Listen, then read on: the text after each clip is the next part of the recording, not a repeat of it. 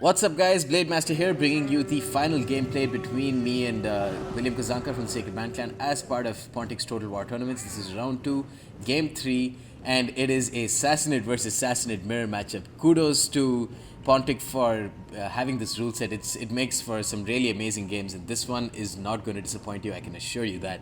One of the closest games that I've fought in recent memory, at least in Total War Attila. And with the Sassanids, I have brought a total of 2 Armenian slingers, 1 on either flank, a couple of Persian bowmen, very cheap bowmen units in the center, a total of 3 Persian brigade, 3 elite Dalemite infantry in the center, a couple of Dalemite warriors up on the flanks, 1 Persian nobles, a couple of Naf throwers, 1 Persian mounted warrior on either side, and 1 Gyanaspar on my right flank, and 2 Grivpanvar cataphracts on my left. Kazanka, on the other hand, has brought a total of 3 Armenian slingers. He's brought 4 Dalemite warriors in the center. He has brought a total of 5 Persian mounted warriors with triple gold. So let's take a look at their stats with triple gold. 55 melee attack, 32 weapon damage. Their mass is still at medium, which isn't great, and their charge bonus is not too great too. But all in all, they're an okay unit. Definitely, obviously not going to do anything compared to Germanic Horse or something. But when you're talking about Assassin versus Assassinate matchup, triple gold Persian mounted warrior could be an interesting unit. He's also brought a total of 4 elite Dalemite infantry, whom he's going to keep in support for his cavalry flanks, and 1 triple gold Sparbed general.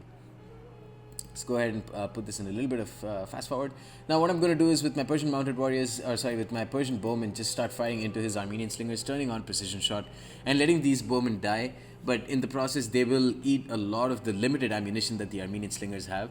I'm also firing with some of my Armenian slingers onto his just to help destroy them.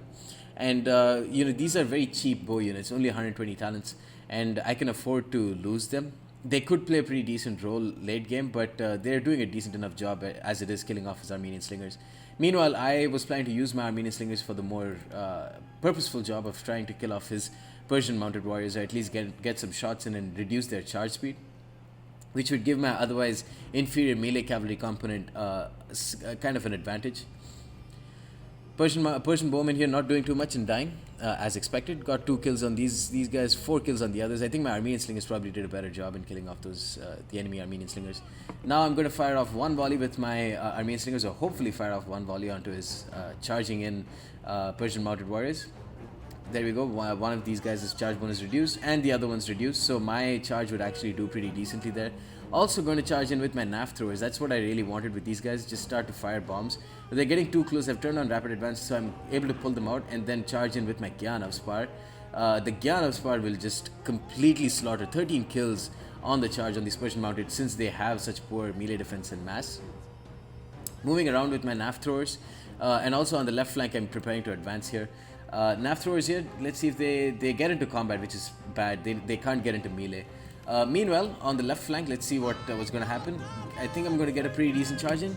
Yeah, I'm getting a charge in on his Sparbed. The speed on almost all of these units has been reduced because of both of our Armenian slingers firing. And let's see.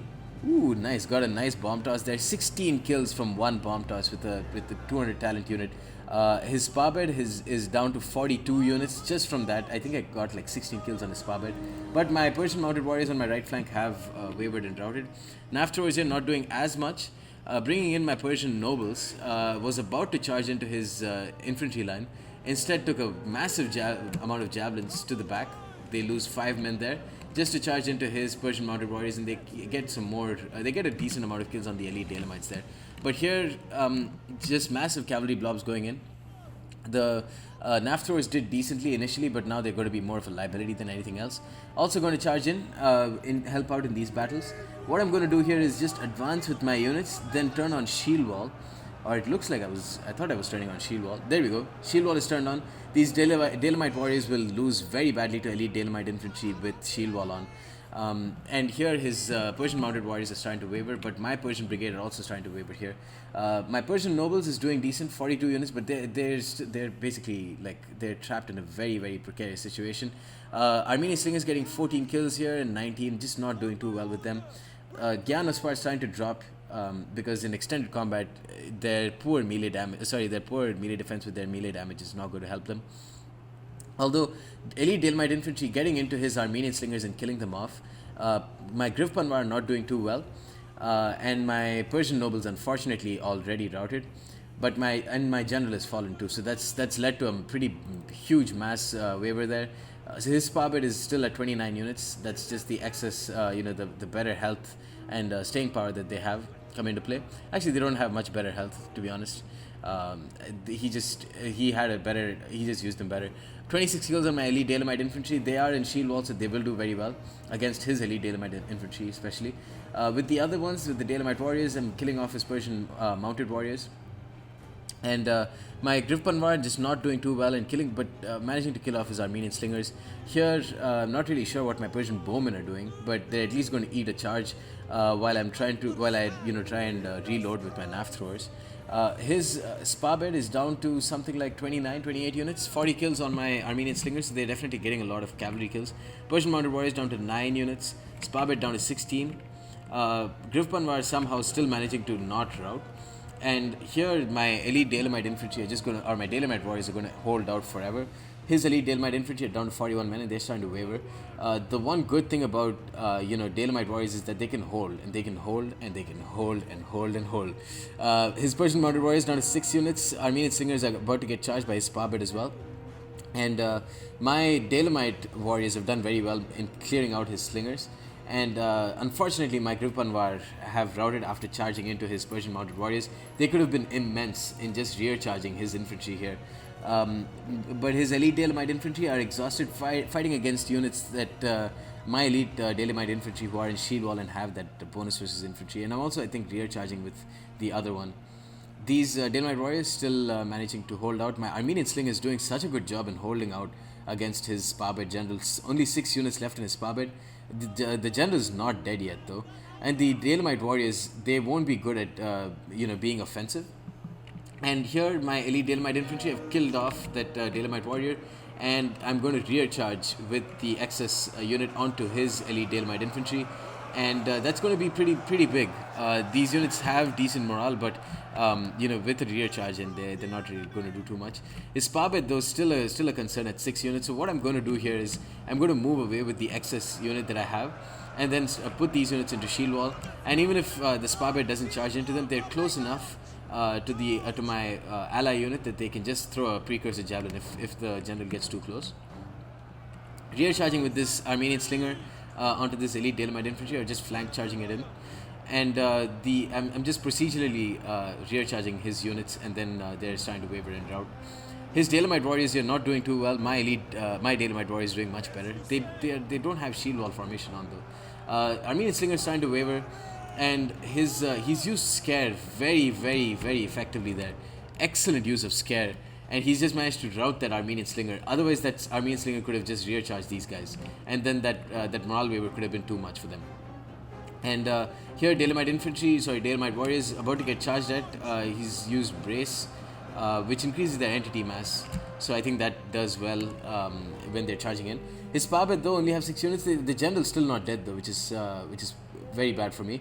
Dalemite warriors, elite Dalemite infantry doing decently. Dalemite warriors about to get charged at and die. Elite Dalemite infantry doesn't look like shield wall is turned on anymore, but they're still doing a decent enough job.